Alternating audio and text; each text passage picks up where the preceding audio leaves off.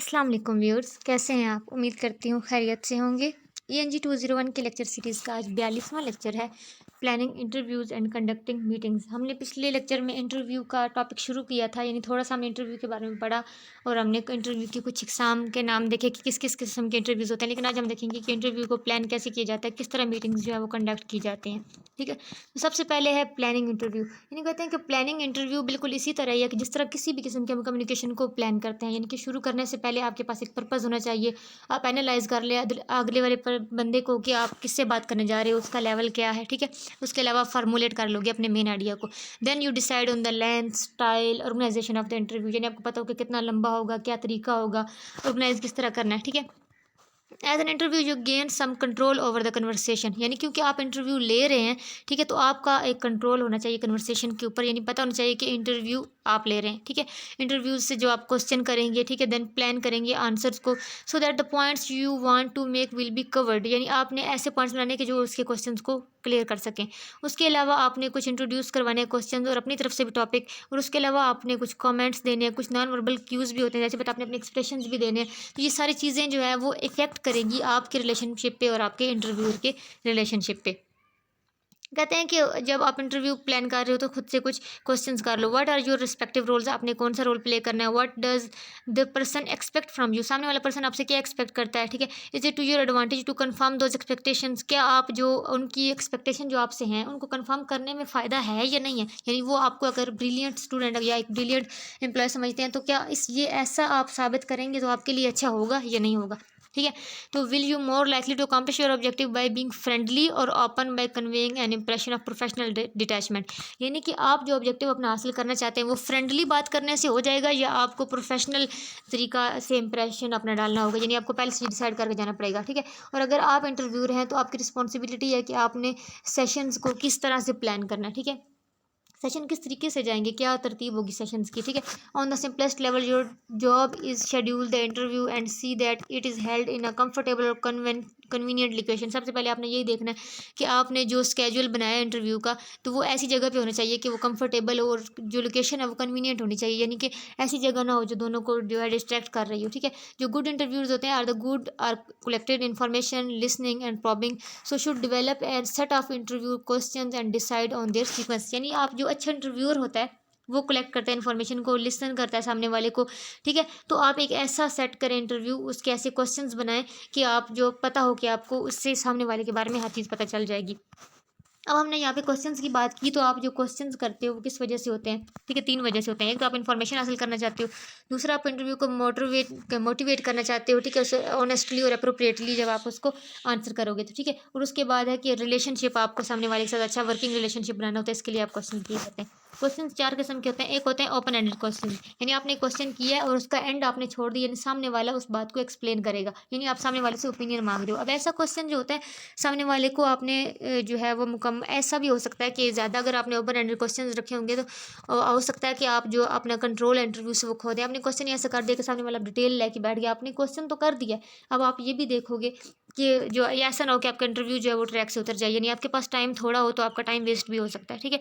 तो आपने open ended questions उस वक्त करें जब आपको वार्म अप करना हो अपने इंटरव्यू करने वाले को, ठीक है? जिसका आप इंटरव्यू ले रहे हैं उसके लिए, ठीक है? या फिर आपने इन्फॉर्मेशन आपको ऐसी चाहिए जो जो ज़रूरी है, ठीक है? तब आप ओपन एंडेड क्वेश्चन करेंगे, यानी कि क्वेश्चन ऐसा किया जाए जिसमें सामने वाले से राय मांगी जा रही है। अब वो राय ज़्यादा लंबी भी हो सकती है, ठीक है? फिर दूसरा डायरेक्ट ओपन एंडेड क्वेश्चन, यानी कि आप उन्हें डायरेक्ट ओपन एंडेड क्वेश्चन करना, यानी जब आप पूछ सकते हो कि आपने ये इस बारे में आपने क्या किया था, यानी ये जो प्रॉब्लम हुई थी इस बारे में आपने क्या किया था। डायरेक्ट ओपन एंडेड है लेकिन थोड़ा डायरेक्टली आपने क्वेश्चन किया। इसमें ये होता है कि तो किसी हद तक आपका इंटरव्यू पे कंट्रोल रहता है, लेकिन इसमें भी जो है वो आपको सामने वाले को कुछ फ्रीडम देनी पड़ती है कि वो अपनी बात बता सके कि अच्छा ये प्रॉब्लम जब हुई थी तो मैंने इस तरह से इस पर रिएक्ट किया था। फिर एक क्लोज एंडेड क्वेश्चन, यानी कि बिल्कुल क्लोज क्वेश्चन होता है, शॉर्ट रिस्पॉन्स सामने वाले को चाहिए होता है, येस और नो में आंसर चाहिए होता है, ठीक है? फिर रीस्टेटमेंट क्वेश्चन, रीस्टेटमेंट क्वेश्चन ये होता है कि आपके जो जवाब देने वाले हैं उसने कोई बात की थी और उस पे आपने डायरेक्ट क्वेश्चन किया। फॉर एग्जांपल यहाँ पे इन्होंने एग्जांपल दी हुई है कि यू सेड, आपने कहा था कि you dislike completing travel voucher, क्या मुझे जो है ट्रैवलिंग वाउचर जो है वो उनको कंप्लीट करना पसंद नहीं है। अक्सर हम जब कर रहे होते हैं ना, किसी ट्रेन वगैरह में सफ़र करें या प्लेन वगैरह में सफ़र करें, तो वहाँ पे वो ट्रैवलिंग वाउचर वाउचर देते होते हैं। आपको सफ़र करना कैसा लगा, आपको जो है वो सर्विसेज़ कैसी मिली, तो ऐसे वाउचर्स अक्सर होते हैं सफ़र करते हुए।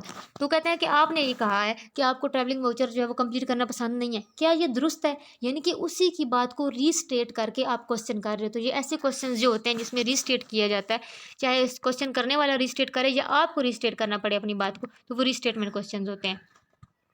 ठीक है। उसके बाद है इंटरव्यू का स्ट्रक्चर अच्छा होना चाहिए कि अगर अच्छा इंटरव्यू जो होता है उसके स्ट्रक्चर कंप्लीट होता है कि एक उसकी ओपनिंग होती है, एक बॉडी होती है, एक क्लोजर मतलब क्लोजिंग उसका सेशन होता है। ठीक है, कि ओपनिंग में जो है वो इस्टेब्लिश करते हैं आप रिपोर्ट यानी एक इंटरव्यू को रिमाइंडर सेशन मतलब ऐसा आप बनाएं कि उसको हमेशा वो टाइम याद रहे। कि शुरू में आप खुद को इंट्रोड्यूस करवा सकते हो या कुछ पोलाइट क्वेश्चन पूछ सकते हो, आप कैसे हो, या आप उसमें एक्सप्लेन कर सकते हो पर्पज़ कि आपने ये क्यों रखा है। कुछ ग्राउंड रूल्स आप बता सकते हो इंटरव्यू के, कुछ भी ऐसी कि पता लगे कि ये ओपनिंग है। यानी आते ही अगर आप उससे डायरेक्टली क्वेश्चन करने लग जाओगे, डायरेक्टली आप उससे काम की बात करने लग जाओगे, तो शायद उस पर अच्छा इंप्रेशन ना पड़े और वो कंफ्यूज भी हो जाए। ठीक है, तो आपने जो है वो शुरू में एक रखना है। फिर उसके बाद ये दरमियान में बॉडी का सेशन आता है जिसमें आप सारा रिसर्च इंटरव्यू करते हो, उसका सारा आपने डिटेल लिस्ट जो है अपने स्पेसिफिक क्वेश्चन की बनाई होती है, आप वो क्वेश्चन उससे करते हो। अपने टाइम को एफिशिएंटली आपने यूज़ करना है। ठीक है, फिर वो कहते हैं कि क्लोज में क्या करते हो कि आप समराइज़ कर देते हो आउटकम को, जो सारी बात हुई है उसको आपने जो है वो उसके बाद उसने प्रीव्यू करना है। आपने कोई चीज़ अगर थी जो आप जिसका क्लियर आपको जवाब नहीं मिला तो उसका प्रीव्यू कर सकते हो।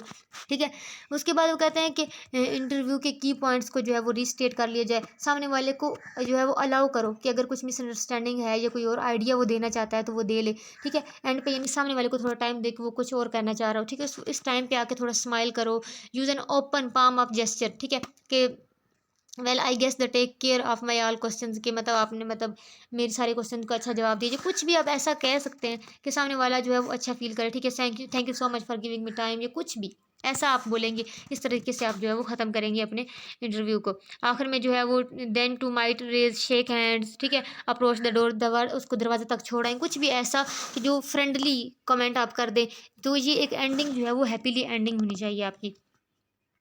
ठीक है, उसके बाद आपने जब अज्यूम करा कि आपने मिक्स टाइप क्वेश्चंस अगर आपने रखे हुए थे तो आपने अपनी टाइमिंग्स वगैरह सब कुछ देख के करना है। ठीक है, तो कहते हैं जब आप कंक्लूड कर रहे हो, ख़त्म कर रहे हो अपने इंटरव्यू को, तो आप कुछ मिनट्स जो है अपने ऐसे रखें उसको कि जब आपने लिखा है ना, आपने खुद शुरू में प्लान तो किया हुआ था, तो आप इस लिहाज से प्लान करें कि उसमें आपके पास इतना टाइम भी हो कि आप सामने वाले की जो बातें हैं, कुछ थॉट्स हैं, वो लिख सको। लिखने का टाइम भी आपके दरमियान में होना चाहिए, स्पेशली जब इन्फॉर्मेशन गैदरिंग सेशन के लिए अगर कोई इंटरव्यू हो रहा है तो उसमें तो आपको नोट्स बनाने पड़ते हैं। ठीक है, तो आप जो है वो इतना टाइम भी उसमें रखो, या आप जो लेटर या शॉर्ट लेटर या मेमो जो भी लिख रहे हैं उसमें आपको राइटिंग का टाइम भी मिले। और इन एडिशन वो कहते हैं कि आप जाते हुए भी आप सामने वाले को अपने इंटरव्यू को भी जो है वो कुछ मेमो या लेटर थैंक्स का, कि आप इंटरव्यू में आपने कोऑपरेट किया, या कंफर्म करने के लिए कि आपका और मेरा जो वक्त गुजरा वो अच्छा है, कुछ भी ऐसा करके आप उसको छोटा सा लेटर, कुछ छोटा सा मेमो दे सकते हैं।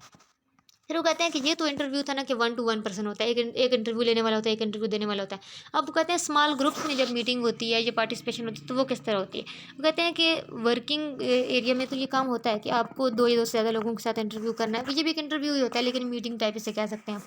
तो ये ज़्यादा कॉम्प्लिकेटेड होता है क्योंकि इसमें ज़्यादा लोग होते हैं, हर इंसान के अपने कंसेप्ट्स होते हैं जिसको मैनेज करना थोड़ा मुश्किल होता है। तो ये मोस्टली किस लिए किया जाता है कि जब अपनी कंपनी में कोई डिसीजन लेना हो, ठीक है, टीम वर्क को के इंपॉर्टेंस को बढ़ाना हो कि सब मिलके काम करें, तो उसके लिए आपको ग्रुप्स में मीटिंग करनी पड़ती है, ग्रुप्स बनाने पड़ते हैं कुछ। ठीक है, तो कहते हैं कि अगर बेस्ट तरीके से जो है वो की डिसीजंस लेने के लिए या कोऑर्डिनेट करने के लिए लोगों की एक्टिविटीज़, कुछ डिपार्टमेंट्स को एक दूसरे के साथ कोऑर्डिनेट करने के लिए आप मीटिंग्स करते हैं, ग्रुप्स बनाते हैं। तो कहते हैं कि इंटरेक्शन है वो पार्टिसिपेंट्स की, वो लीड करती है गुड डिसीजन की तरफ, अगर वो उनकी इंटेलिजेंस इकट्ठी हो जाए ग्रुप की। यानी अगर इकट्ठे होकर सारे मिलकर डिसीजन करेंगे तो अच्छी जो है वो एक रिजल्ट अच्छा आ सकता है। ठीक है, तो ये हेल्प किए जा सकते हैं किसी प्रॉब्लम को सॉल्व करने के लिए, इन्फॉर्मेशन को शेयर करने के लिए। ठीक है, तो इससे क्या होता है कि हर इंसान को, हर पार्टिसिपेंट को जो है वो एक इन्वॉल्वमेंट का एहसास होता है कि मुझे भी डिसीजन लेने में जो है वो शामिल किया गया। तो ये एक अच्छा जो है वो काम हो सकता है, लेकिन इसके लिए आपको जो है वो अच्छे तरीके से प्रिपरेशन करनी चाहिए। लेकिन वही चीज़ कि अगर ये पुअर मीटिंग्स होंगी तो ये सिर्फ टाइम वेस्टिंग भी हो सकती है। ठीक है, ऐसा भी हो सकता है कि आपने सिर्फ टाइम वेस्ट किया है और इवन के सामने वाला जो है वो इससे गलत फैसले भी हो सकते हैं अगर आपने प्लानिंग अच्छे तरीके से नहीं की थी। तो इसके लिए हमें समझना ज़रूरी है कि ग्रुप डायनामिक्स यानी कि ग्रुप की जो स्ट्रक्चर है, ग्रुप में जो लोग हैं उनको समझना ज़रूरी है। वो कहते हैं कि मीटिंग किसी पर्पज़ के लिए होती है, कोई भी फिर पर्पज़ होना है ना, वो पर्पज़ उस मीटिंग को बुलवाने का होता है। तो वो कहते हैं कि वो पर्पज़ जो आपने इकट्ठा किया, तो वो पर्पज़ हर इंसान का अलग होता है। 3 किस्म के पर्पज़ हो सकते हैं, ठीक है, 3 किस्म के रोल इंसान प्ले करता है। कुछ लोग होते हैं जो सेल्फ ओरिएंटेड होते हैं, कुछ होते हैं ग्रुप मेंटेनेंस रोल अदा कर रहे होते हैं, कुछ टास्क फैसिलिटेटिंग होता है। यानी एक तो आपने वो पर्पज़ लिया है जिसकी वजह से आपने मीटिंग की है, लेकिन हर बंदा जो आ रहा होता है उसके कुछ पर्सनल भी मोटिव्स होते हैं, ठीक है, वो पर्सनल मोटिव्स भी होते हैं। तो वो उस पर्सनल मोटिव के लिहाज से अपना जो है वो रोल प्ले कर रहा होता है। कुछ सेल्फ ओरिएंटेड होते हैं जिनका मकसद सिर्फ अपनी पर्सनल नीड्स को पूरा करना होता है, वो इतने प्रोडक्टिव नहीं होते दूसरों की निस्बत, ठीक है। जो ग्रुप मेंटेनेंस वाले होते हैं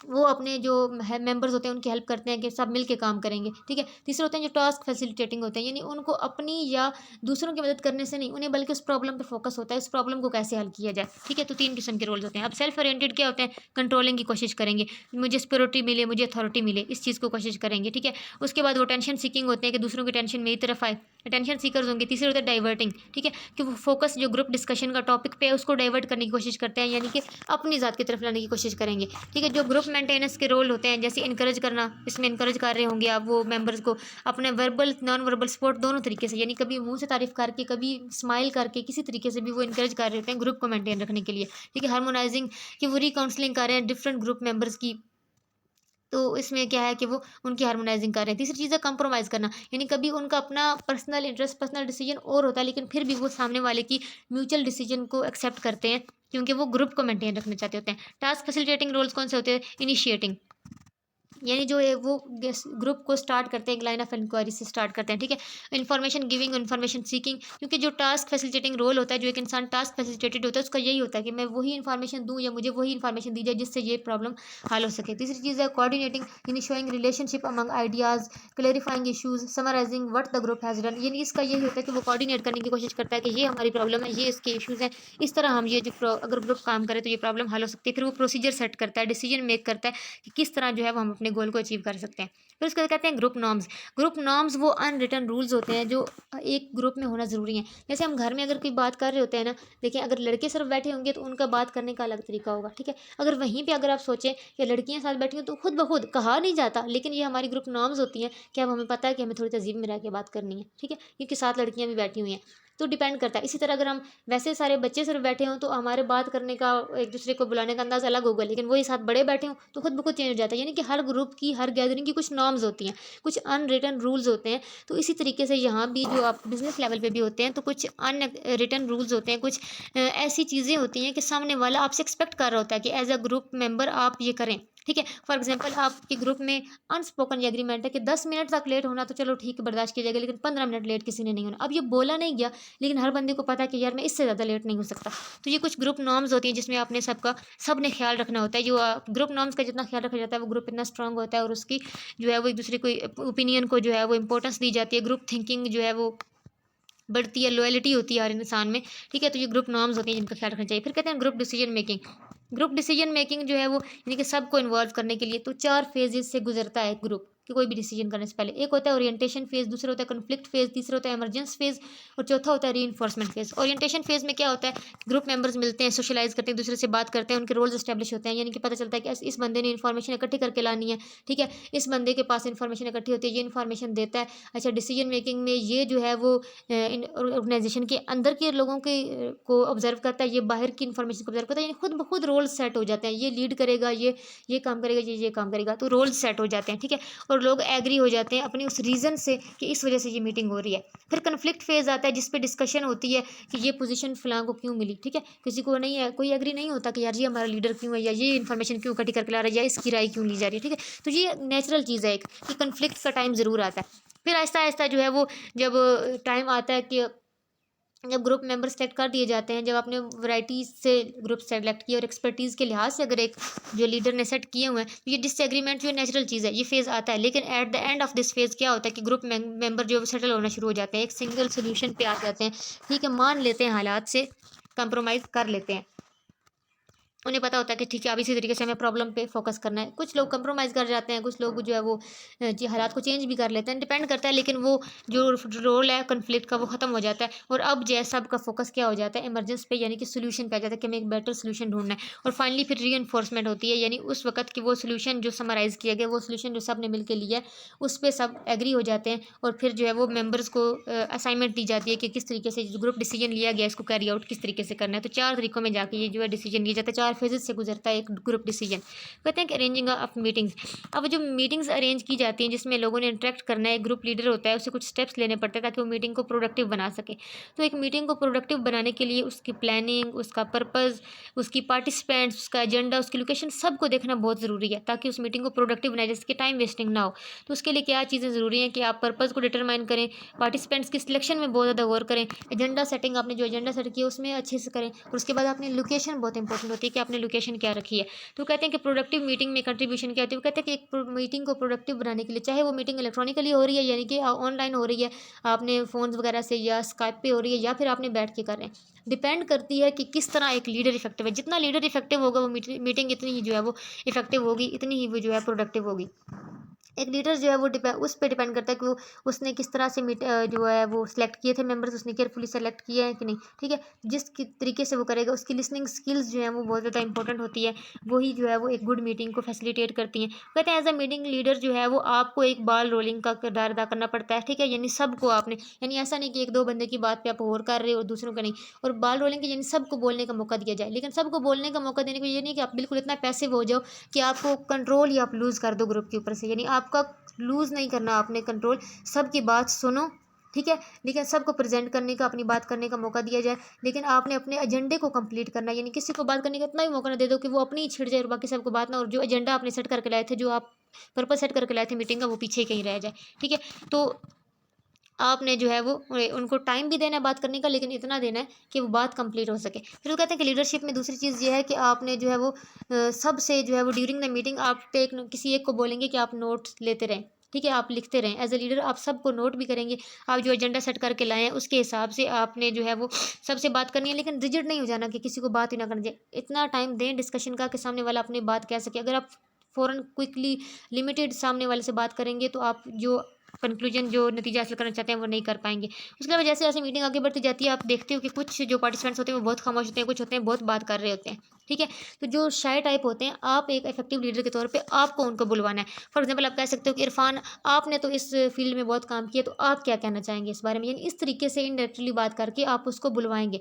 इसलिए जो ओवर टॉकेटिव होते हैं वो उनको लिमिट में रखा जाएगा, यानी इस तरह भी आपने उनमें लिमिट नहीं करना कि उन्हें चुप करने के लिए बोला जाए, बल्कि इस तरीके से बात करो कि किसी की इंसल्ट भी फील ना हो, लेकिन जो चुप हैं वो भी बोलें, ताकि सब लोग जो है वो पार्टिसिपेट करें। और वो कहते हैं इफेक्टिव मीटिंग वही होती है जिसके सब पार्टिसिपेंट्स जो होते हैं वो उसमें हिस्सा लेते हैं। तो जितने लोग आपके डोमिनेट हो रहे हैं उनको डोमिनेट नहीं होने देना आपने, और सबको इस्तेमाल करना है, सबकी राय लेनी है, सबको बात करने देना है, और आखिर में आपने समराइज़ करना है कि पूरे ग्रुप ने क्या बात की है। आपने जो है वो जो लूज़ एंड वाले आपकी को उसमें बात हुई, उसमें आपने दोबारा बात करें ताकि जो है वो सब बातों पे जो डिसीजन है वो हो सके। और उसके बाद आप जब क्लोज़ कर रहे हैं अपनी मीटिंग को, तो इंश्योर कर लें कि आपने जो डिसीजन लिया वो सारे पार्टिसिपेंट्स उस पर एग्री हैं, ठीक है। क्लियर कर लें, कुछ मिसअंडरस्टैंडिंग्स हैं तो उन पर बोलने का मौका दिया जाए, ठीक है। तो जितना पॉसिबल हो सके कि आफ्टर जो आपकी मीटिंग के बाद जो है वो लीडर जो है वो सब पार्टिसिपेंट्स को मिनट्स दे। मिनट वो होते हैं जो आपने ग्रुप में जितनी बात की ना, मीटिंग में जितनी बात हुई है उसका वो एक समरी बनाई जाती है कि इस मीटिंग में ये बात हुई है, इतने लोग आए थे, सब ने ये राय दी और इस पे ये नतीजा निकला, तो उसे मिनट बोलते होते हैं, ठीक है। मिनट्स या नोट्स कुछ भी कह सकते हैं, वो सबको दी जाए, ठीक है, जिसमें स्केजुअल, रिस्पॉन्सिबिलिटीज़, रिकमेंडेशन सब कुछ लिखा होता है। इससे ये होता है कि सबको पता होता है कि हम यहाँ आए थे, हमने इस चीज़ पर बात की है। हर एक को अपनी रिस्पॉन्सिबिलिटीज़ का पता चल जाता है और हर एक को अपनी इंपॉर्टेंस का भी पता चल जाता है कि क्या डिस्कशन हुई थी और हमने क्या अचीव करना है। सबको अपने गोल्स भी सेटिंग भी जो है वो समझ में आ जाती है। तो एक इफेक्टिव लीडर है वो उस पर डिपेंड करता है कि मीटिंग कितनी इफेक्टिव जाती है। तो व्यूअर्स, ये था हमारा आज का लेक्चर। उम्मीद करती हूँ कि आपको समझ में आ गया होगा। अगर किसी का कोई कन्फ्यूजन हो, कोई सवाल हो, तो आप कमेंट बॉक्स में पूछ सकते हैं। अगर वीडियो अच्छी लगी तो कमेंट करें, शेयर करें, लाइक करें और चैनल को सब्सक्राइब करें। अगले लेक्चर तक के लिए अल्लाह हाफिज़।